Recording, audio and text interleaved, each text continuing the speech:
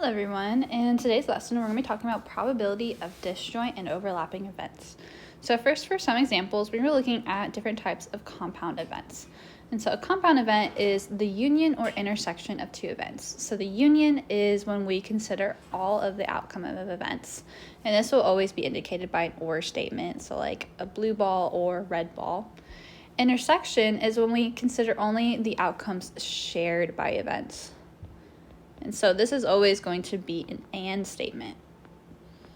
So for instance, we can say when looking at a group of students, those that are playing soccer and football. So you're only looking at those students that play in both sports. And so we have some different visuals here for union, intersection, and when it's empty. So union is if we consider everything. So we're considering those events that are only in A, only in B, and the intersection.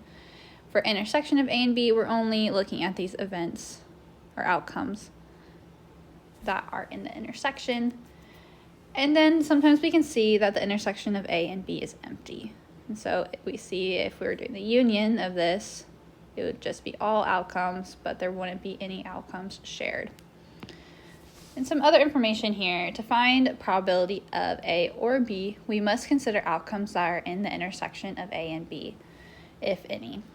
And so we see there are two different types of events that we can see here when we're looking at finding the probability of A or B. First, we can see that there is overlapping events. So that means that events A and B have one or more outcomes in common.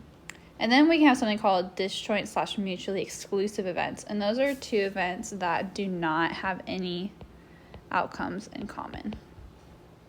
And so this third example would be an example of disjoint events because these events A and B do not have any outcomes in common. So let's look at some examples of identifying disjoint and overlapping events. So we're going to determine whether events A and B are disjoint or overlapping. So looking at number 1, I have event A rolling a 4 and event B rolling an odd number. So event A, I just roll a 4. Event B, I'm rolling an odd number. So those are numbers 1, 3, and 5. Those are my odd numbers on a die. So I need to determine whether these events are disjoint or overlapping. So I know they're overlapping if they share any outcomes in common. Well, I see rolling a 4 and rolling an odd number. A 4 is not an odd number, so there aren't anything in common here. So that means that this is disjoint.